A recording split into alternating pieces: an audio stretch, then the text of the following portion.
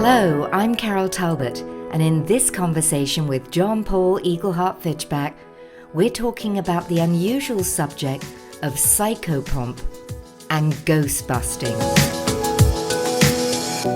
Hello again, John Paul.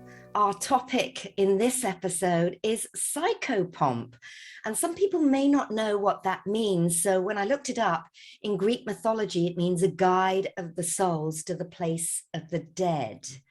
Would that be correct? Yes. I prefer a conductor of spirits to the other world. Oh, yes. That just adds a little bit more to it, doesn't it?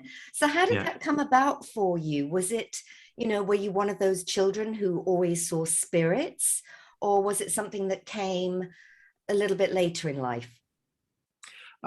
So I saw and or felt spirits, ghosts. But I didn't know that that was a job. So in my apprenticeship as a shaman, so I was traditionally apprenticed, like, elders and grandmothers taught me everything and took a long time. And so one of the standard jobs of a shaman is PsychoPomp. It's just one of the traditional jobs. So healing journeys, soul retrieval, PsychoPomp is just one of the jobs that you do. So I went, oh, didn't know that was just a job that we did.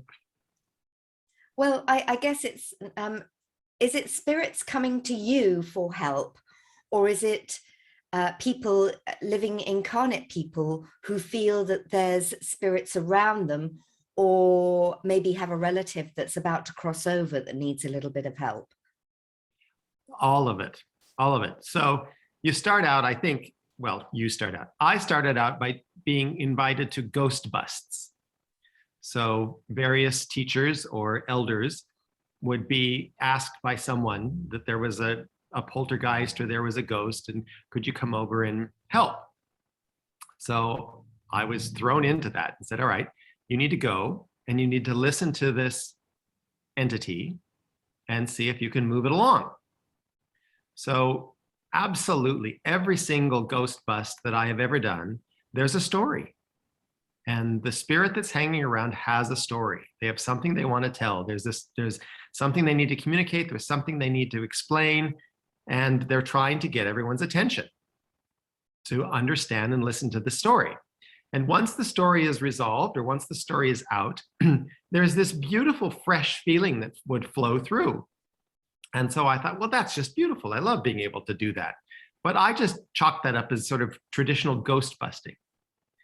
And then it became a bit later when I was working with some Celtic shaman, and they explained that there are, in their tradition, so that's not the native Canadian tradition, but in the Celtic tradition, there are 2 times in the year when the veil between worlds is particularly thin.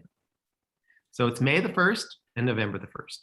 So depending on whether you're in the Northern Hemisphere or the Southern Hemisphere, you're talking about Beltane or Samhain in the Celtic calendar. Okay, would that link to the Mexican Day of the Dead? Yes, Day of the Dead is November 1st. Right, okay. Yep, same. We're coming up close to that. We are. So I think that's why this is a good topic for today. That we'll deal with all this dead context in terms of the work of a shaman.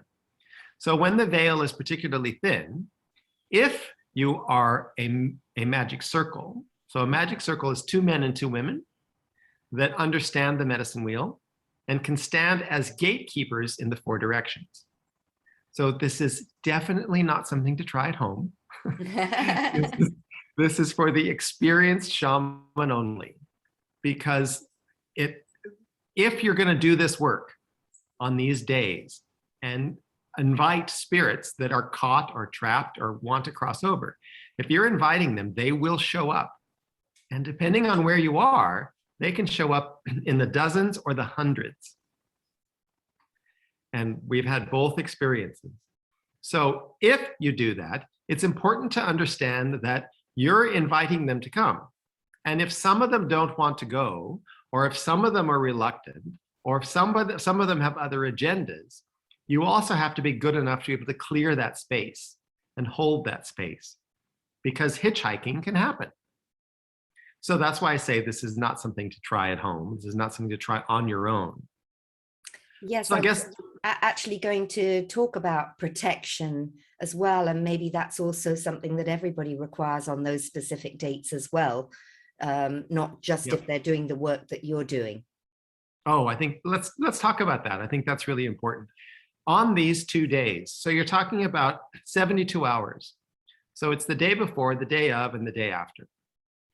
If you're an empath, or you're psychic, or you have an awareness, there will be entities that are trying to get your attention because the veil between worlds is quite thin those 2 times of the year. So be careful. They cannot just enter. You have to invite them. So, there's a lot of mythology about entities that they must be invited. Well, it's true. They can't just invade you. There has to be some part of you that's curious, that wants to know, that says, ooh, what are you? In that kind of a calm way. So if you don't call them, you're fine. But for these couple of 3 days, just be on the lookout. Be aware, have your spidey senses up. You're going to get those tingling feelings. And it's up to you to say, okay, who are you and what do you want? Or go away. And because we are the incarnate ones, we have will. And your act of will protect you. So if you're not sure, absolutely protection. The best protection is just a shield of light. Pick a color, white, blue, gold, pick a color. But just imagine yourself inside an egg, and that egg is just completely full of light. So just, use your imagination, will that into being if you're nervous going into these couple of days. I also think because some people get contacted when they're unconscious at sleep and going to sleep. So when you go to sleep, set the intention. This sleep tonight is for the healing of my physical body. This sleep tonight is for the healing of my physical body. That's it. It is not to be contacted by anyone else. You don't have to say that. You just have to declare what it is you do want. So when you put yourself to sleep, for these 2-3 nights, that's your intention. Okay, So, as you're speaking, it reminds me of an experience that I had a long, long time ago, when my grandfather on my father's side had passed away. And I remember feeling I was being pushed out of my body. It really felt like I was being pushed out of my body. And I remember saying, no. And then I must have asked and felt the spirit of my grandfather. And what he wanted was for me to go and visit my grandmother, who lived quite a few hours away. And so I agreed. I actually agreed to that. I said, of course I will. And the next day I called and I made arrangements to go and visit my grandmother. And so I remember that conversation, or that connection, and what I was being asked to do, but the feeling of being pushed out of my body, and it was no, being very firm. And so I do think that a lot of people maybe have relatives and things who, and I'm sure this is part of the stories that you hear, that weren't ready or prepared to leave loved ones. So, I loved it when you used the term Ghostbusters as well, because, we all think of that movie and go into the song, but you're saying it's real. So what are the stories that you've heard that have really impacted you, that have allowed you to help that soul move forward or move further onto its journey? oh, there's so many. I think that let me back up a second. The reason that they're hanging around, let's talk about that for just a second. Either they were killed in an accident or war, and they don't know they're dead. That is quite common. That the death happened so fast that the will and the soul were separated, and there was just a blackout period, a confusion. So when the portal was there, if it came at all, they missed it because they didn't know they were dead. And it takes a while to figure out what's going on and that you're dead. So A, they don't know. B, they refuse to go. They go through the death conscious, they're conscious dyers, they die consciously. And they say, no, I'm not going. And that's for a variety of reasons. And I've got a couple stories about people who refuse to go for various reasons. Or they say, I can't go. A loved one needs me. A family member needs me. My children need me. So they, again, it's kind of like refusing to go, but they're saying, I can't go. It's not that I'm saying no to going. It's saying, I can't go. I can't leave whatever this is. So I call that unfinished business. So those are typically what's going on. So when we've gone to a ghost bust, one of my most favorite ones, it's a bit out there, but never mind. We were called to a house where at this particular, if they laid in the bed, this cupboard would fly open and these towels would be jettisoned out of the cupboard. And they would clear all of the linens out of this particular cupboard. And it only happened if both of them were in bed and both of them looked up, heard the cupboard open, and then all the stuff flew out. And they didn't understand, what's going on. So we went and we contacted this entity. And the story was quite beautiful. The male spirit had been chasing this woman through lifetime after lifetime after lifetime, because way back when they were alchemists together. And the scene was kind of a medieval looking or dark ages period. And they were alchemists. And it was a time when there was a plague.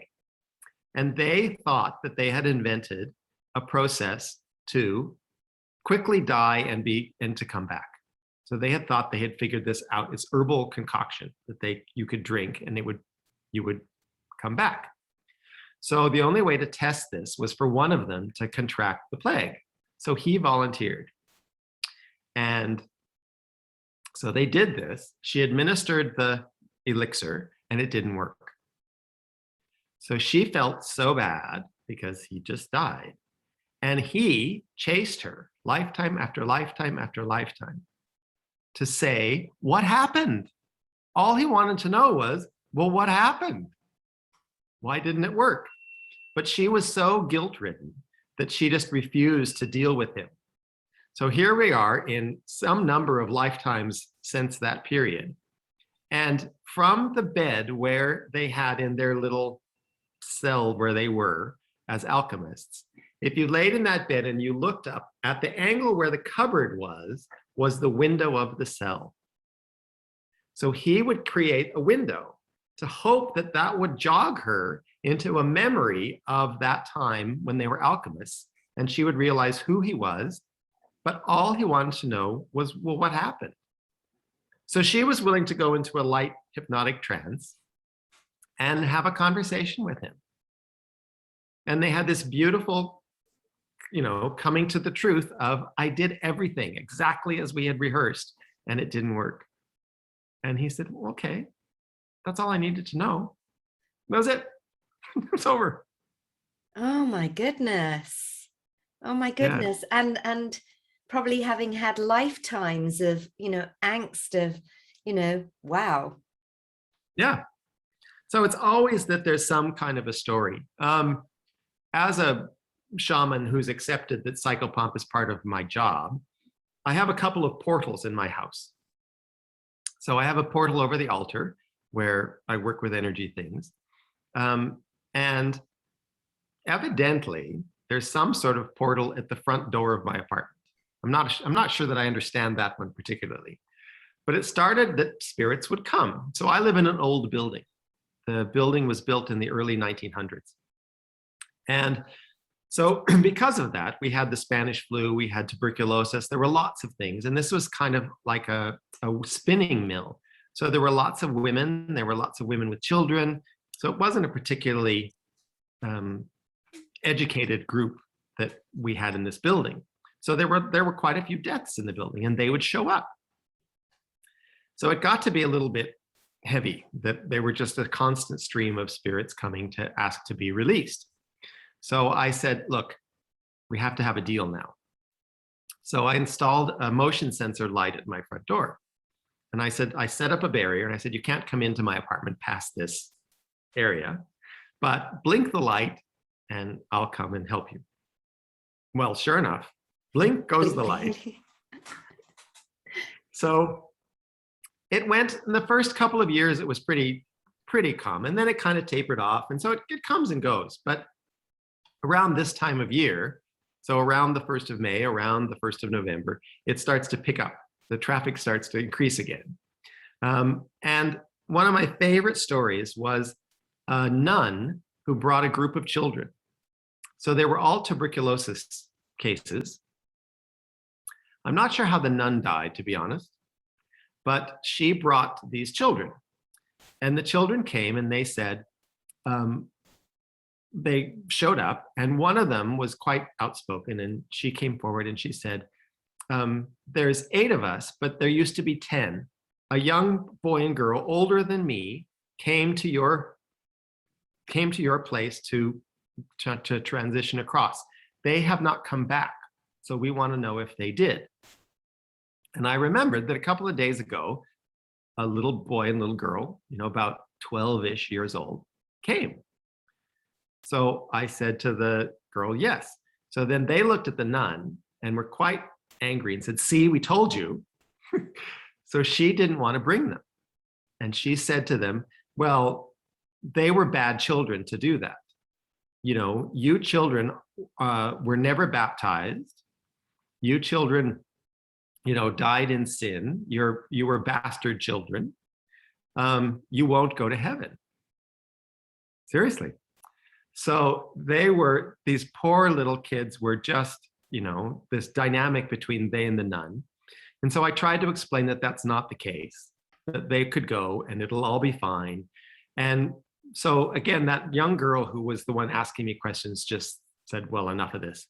And so she said, well, what do we do? And I said, just let go and float up. So I opened this portal and the light and the love pour down. And she felt this and she said to one of the other kids, oh, this is great. Come on, come on. So they all started to lift up. And then laughter and just exciting and squealing and joy. And they said, this is the most beautiful thing. This is the most beautiful thing. And they all left. So it leaves the nun. So I said to the nun, well, let's go. And she said, no, I can't. Maybe they can because they're innocent children, but I can't. I can't go. I've committed sins and I'll be taken to hell. I can't go. And I said, well, it's not the way it works. I said, that concept is something that you've inherited from your culture. But when you go, you have a choice. You go into the light place and you can choose. You can choose to cycle back and learn more lessons. You can choose to hang out for a while. You can choose to go somewhere else. You can choose, there's lots of choice. If you make no choice, yes, you just recycle through. Excuse me. But that's not what happens. And she said, well, I'm a sinner. I just know it won't happen. So I thought, I'd really lose when I try to debate people with really strong Catholic faith. You just lose. So I just backed off and said, all right, well, up to you. So I turned around and started walking into my apartment. And I looked to my altar and I asked if Archangel Michael was there. And he said, yes. And I said, can you help? So he went to the nun and he just opened his full wings and the full radiance. And she just was beside herself. And she stepped back and she said, well, I must not be a sinner, or an angel of God would not appear to me. And she left. That's such a beautiful story, because I was going to ask if our beliefs in this lifetime affect us. And what you've just demonstrated in that story is an absolute yes. It can hinder your growth. And does that mean that they're bringing those beliefs through lifetimes and lifetimes and lifetimes? Yes. So when you look at something like the Tibetan Book of the Dead or any of those death rites, the purpose of the death rites is to get you to get rid of all this stuff before you go. Let's clean this up. You don't have to resolve it. You have to clean it up. If it's left unresolved, you have to repeat it because it needs closure. So whether it was a good experience or it didn't end well, but you have to complete it and close that off. So the idea in the Tibetan Book of the Dead and going to all the different bardos is to complete the work of that bardo, so that that particular issue, whatever that is closed. So that when you make the transition to death, you're ready to make a choice because you don't have a bunch of business to finish. Now, you've been speaking about people or spirit souls who, have this, they feel that they can't make that final transition. What about people who, so many people have a fear of death, John Paul? We're not properly prepared for death, yet it's, the one thing that we can be sure of, because we are, finite life beings, sadly. So, that transition, and I like to think of it as a transition of consciousness, is going to happen. And how can we prepare for that? And how do you help people who, so many people are passing over at this time? And I'm sure you're seeing that the lights flashing on in those portals. It must be a very busy time for you. Many souls choosing to leave.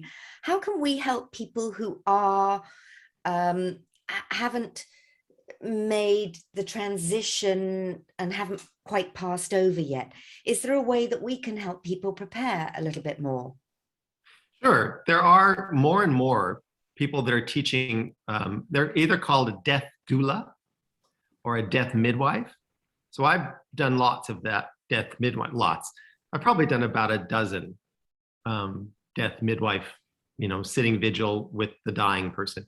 So if anyone feels drawn to that, please, the training is beautiful. It's an important thing to do. As you say, there's lots of people that help us come into this world and bring you in as an innocent baby, but nobody's signing up to help you transition out.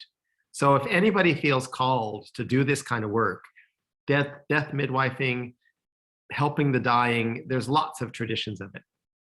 And it's just to say that you're going to be conscious as opposed to be fearful. So yes, there will be trepidation. And I like that word to say it's an unknown thing. You're going to be cautious, but let's not be afraid. And we get help. I think one of the things for people to understand is if you're dying slowly, so you're dying of illness or you're dying, cancer is an easy one unless you're morphined out, and then that's a whole other problem. But if you're conscious the way through, when it gets close and the portal starts to open, your loved ones will come. And you'll always hear stories of people saying, oh, auntie's here, or grand's here, or somebody that they know has come. And that helps you because it's familiar. So you go, well, if they're there, then I guess it's okay. So that sense of comfort comes because it's loved ones that you know that have passed over, that have come to get you and to help escort you up. The other thing that happens is it's a pretty strong tractor beam. When the portal opens and the light comes in and the love starts pouring in, it's pretty hard to resist it because you don't have to do anything. You just surrender and zip, up you go. So I think that there are some things that help. So it's not all that, so many people that are afraid of dying are stranded, because at that moment, there is help. Do you get that beam of light as it comes in and you feel that? Do you get a sort of nice rush as well? Sure. It's just the thing that the sensation I have, it's the most beautiful feeling of acceptance. It's like someone just says, you're loved.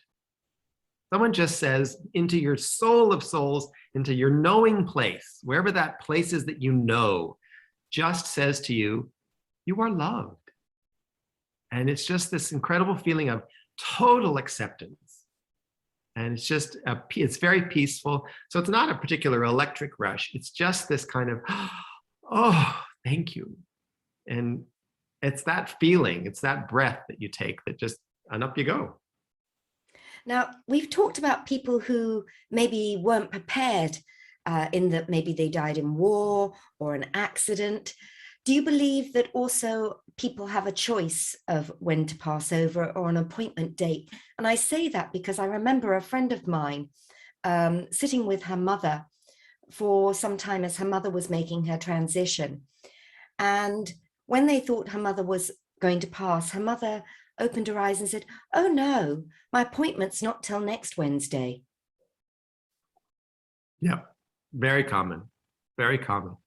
And I don't, to be honest, I don't know why those dates get set or where they get set. A couple of times I've looked into the Akashic record to a contract, and it doesn't have an end date. So I don't know what all comes together to make that. I know that in one instance, with someone who came back into their next life with conscious awareness, and they talked about that in between waiting place. And they said that they had to wait for the right circumstances to come back in. So I'm imagining it's the same thing, that there must be some really beautiful things that just lock together and you're good to go. And if that needs to have some other things, wait a minute, to lock together, that's probably what happens. So what would you advise people to do for themselves, no matter what age? We've talked about the protection methods, but what can we do right now to even start preparing ourselves, even though it may be, whether it's 10 years, 20 years, 50 years away? What can you do that sort of, rather than puts a barrier and block on that part that's coming, but embraces it as a part of, our evolution? I think everybody has to go to their comfort level and then be a little bit curious beyond your comfort level. So the more familiar you can be with the fact, as you say, that we're all going to do this. We are all going to make this transition. So the more comfortable you can be with what that's like, or that it's going to happen, so that you don't say, oh, well, it'll happen when it happens. I'm not going to deal with it. Let's not do that. Let's say this is going to happen. And so I think first is to acknowledge that it's going to happen. Second is to start doing some reading. I mean, there's a couple of translations of the Tibetan Book of the Dead that are quite good now. And there are cultures that do it really well. The Balinese, they do death so well. So there are cultures that do it really well. And so you can start. In what way? In what way do they do it well? It's a huge celebration. The cremation is a family event. There's feasting, there's food, there's stories, there's experiences, but it's beautiful. It's absolutely beautiful. There is nobody weeping and mourning and crying. And it's just this, we're going to help them go. And they understand that the element of fire is the best way to just burn up all, whatever it was. So the whole burning, I mean, India does it as well. They do it very well. But the idea of burning is that that's your gift to this person whose life had bits and pieces that may not have been finished very well. So we're going to use fire and water and earth and air and help. And so, a Balinese cremation is a gorgeous, huge pageant of feasting and color and flowers and incredible. I mean, it's just vibrant. As and opposed isn't that to what it should be, rather than this mourning and weeping? Because are you really mourning and weeping the person who's passed over, or the loss in your own life? It's actually from your own perspective, you're missing the physical form of somebody whose consciousness still exists and is just transferred. And I always, rather than when you see people post that somebody's passed over, rather than "I'm so sorry for your loss," I always say, "And may you have many, many wonderful memories that bring you joy when you think about that person." Because surely that's, correct, like the Balinese, to celebrate somebody's life. It should be, well, at least you made an impact. You allowed people to laugh and to have joy and to have fun and all the wonderful memories, rather than like, "Oh, no," and all the tears. So I totally agree with you that it should be a change in how we perceive this transition of consciousness, and a celebration of somebody's life rather than a mourning of somebody's life, because that makes it about you rather than about them. Absolutely. The whole way that we in Western society deal with death is very selfish, incredibly selfish. It is not generous. One of my teachers, Grey Wolf, when he was ready to pass, he said, "Look, in our tradition, you don't call me anymore. So you don't use Grey Wolf. If you want to talk to me, my name in the new consciousness will be Dust. So if you want to talk to me, call Dust, but please don't call me back because I've left this. I want to leave cleanly." So there are traditions where there's a change of name. There are traditions that you don't mention that person's name for a year and a day because you don't want to keep calling them back. That's very selfish. Yes. You want to let them have this journey and let them have this experience, change, this consciousness, move on. And the beautiful thing, when you go to, in Western society, there's mediums that, do readings with, talk to dead people. But the beautiful thing is that that's the consciousness that is free. They're not talking to the person that was trapped in that body, that was wounded, that was suffering. They're talking to the person and the consciousness as it is free now, and it can come back and give guidance and share things. It's not the same. So I think it's helpful for people to understand as best they can and to feel comfortable with death and with the dead. And there are so many cultures that had a clear understanding of that when you left this physical meat sack, that there are things you still do. So I remember being in the Orkney Islands in Scotland, and there was this beautiful mound up on the hill, and you could go in, and there were these little cells, I don't know what to call them, little boxes in the walls. And those had skeleton bones, skulls and bones in them. So I was there, and a young man as a spirit came in, and his job was to come in on various feast days of the year and ask the ancestors whose bones were there if they wanted to stay and help the people for another year's cycle. So there was this was the box of the people who were really good with a particular farming skill. These were the people who were really good stone cutters. These were the people that were, marriage and social law people. And those volunteered. And they said, "Sure, I will stay so that I can be consulted and you can have my wisdom.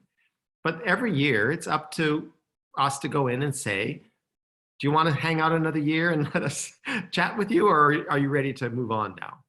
So I think there's a whole bunch of ways that we used to work with the dead and that shift in consciousness, and we don't anymore.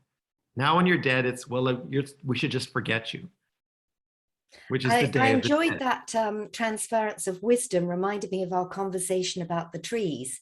When a tree is being cut down, it makes sure that it transfers its wisdom to other trees in the vicinity, so that wisdom isn't lost.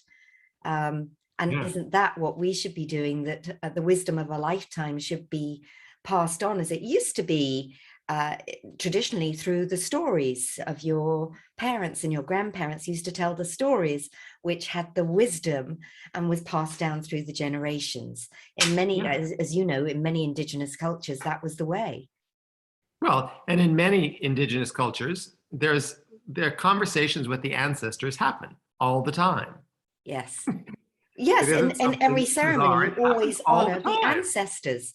And also, I always think you honor the ancestors because you are the ancestors. If you believe in, you were the grandfather, the grandmother, so you're honoring yourself as well as the ancestors and the other relatives. You're bringing it all together. Yeah. No, I think the key, as you said, is that death is a transition of consciousness. That's it. And what I deal with in PsychoPomp is that sometimes they don't know, or sometimes they have a belief that keeps them there.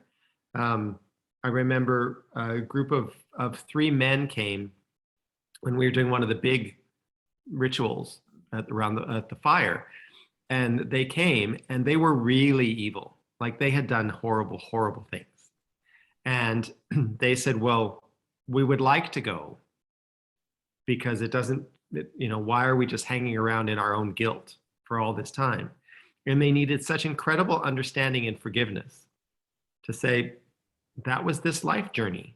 So go, understand why you did that. Understand what that lesson was all about. But you're not going to learn that if you stay here. You're going to learn that when your consciousness leaves and you can begin to look at that life experience.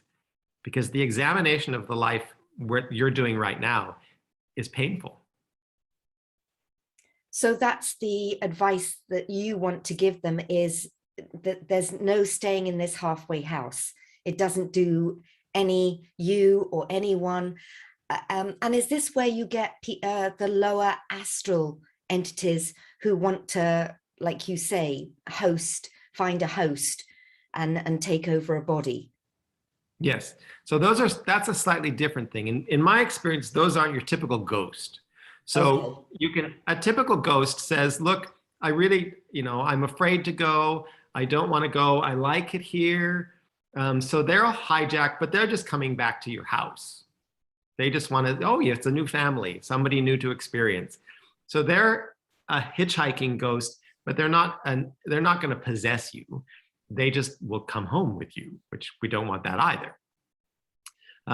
So the entities that you're talking about, those dark ones that come into possession, they aren't usually drawn in these ceremonies.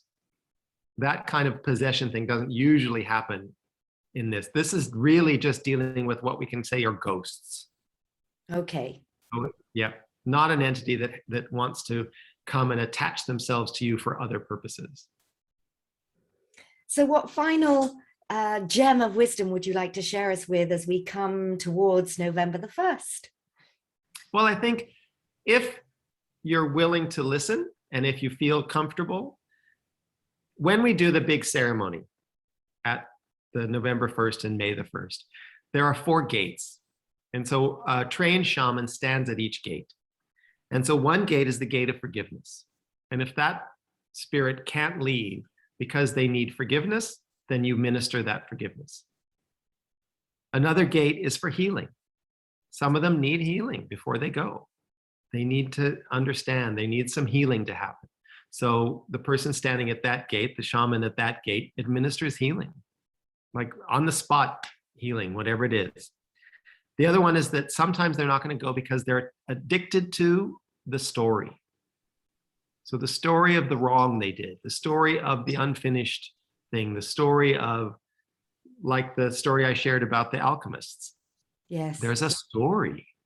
So whoever stands at that gate, it's a long night because you have to listen to the story.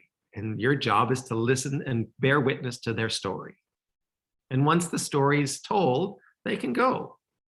And the last gate is that sometimes they just need help to let go of something, that they're carrying something that just needs to be shed and let go. So the person standing at that gate does a lot of just, we're going to let that go. We're going to separate that. So a lot of cord cutting, or a lot of taking that, whatever that is that doesn't serve them, throwing it into the fire first. So there are different things that happen at these different gateways. And I think if you can ever attend one of these, so I create a safe space where the 4 of us stay close to the fire. And then there's a ring of people that are just bearing witness, and just their job is just to have heartfelt love and to help the people transition. And they say it's a beautiful thing. People see colors in the sky, they see all kinds of things. So I guess the thing to leave everyone with is to say it's a beautiful experience. It's not a scary experience. And, we started by saying that it's a conductor of spirits to the other world. So sometimes spirits need someone to conduct them. Many times they can go on their own. Most of the time they can go on their own. But sometimes they need a conductor. And it's just a beautiful thing that you can do to help them transition that consciousness. So be not afraid. It's a gorgeous thing to do. It's one of the most loving things you can do. And if that's what we can do, I think it's important. Jerome is this spirit that comes and brings other spirits to my front door. And he decided that that's giving himself purpose. So he doesn't want to transition because this is his purpose now, to find these spirits and to help bring them to my door and move them on. And so I said, well, look, maybe you can find other ways to do this, or maybe you can work with the angels to do this. And the angels explained to him that angels can't open a portal, that there's something about us as humans and our will as we're incarnate that we can summon a portal to come in for the death rites, to help them transition. So I think that's really important to know, that it's us that helps the transition. You don't abdicate our responsibilities to help people transition and assume that that's something, that's too scary, we aren't going to do that. That is part of our job as loving, caring people on the planet. Thank you, John Paul. This has been such a beautiful conversation, and perhaps a reminder for many people to celebrate life and to celebrate the transition of consciousness of other people, and that this is such a beautiful gift that you offer to spirits, and maybe has inspired more people to think about how they too can, support people passing over, rather than this fear that we have. So thank you for making this such a fun, interesting, and joyful conversation. And thank you so much for this important work, very, very important work that you do. Yep. Thank you. There's one thing that I forgot. On these nights across this May 1st, November 1st period, because the veil's thin, there are things that are not psychopompy that you can do. If you want to give a go at trying automatic writing, yes, best time. It is the best time of the year to do it. And you just sit very quietly, you open yourself, and you just don't edit, and you just start writing. And you just start writing. And the only thought in your mind is, oh, what else? What else? So just keep repeating that. But automatic writing, pendulum work. So if people are curious about exploring spiritual dimensions, these 2 periods of the year make it a lot easier to make that kind of contact. I forgot to mention that. Look at the beautiful pendulum that I have. Oh my gosh, that's extraordinary. Tell me the story. It's a Maitreya crystal. So as you know, I'm here in Spain at the moment, and in England, I often send my mother to a particular healer. He has a beautiful pyramid, but it has the amazing large Maitreya crystals in them. So they're very, very powerful. I mean, it's very magnetic. So it's just beautiful. And of course, everybody knows I love purple, so there's the amethyst there. But it's a really, really powerful crystal. So it's just gifted to me literally earlier this week. So I'm keeping it very, very close to imbue it with my energy so I can work with it. So absolutely. Yes, I will get that out definitely on November the 1st. Thank you so much. Thank you. Pleasure.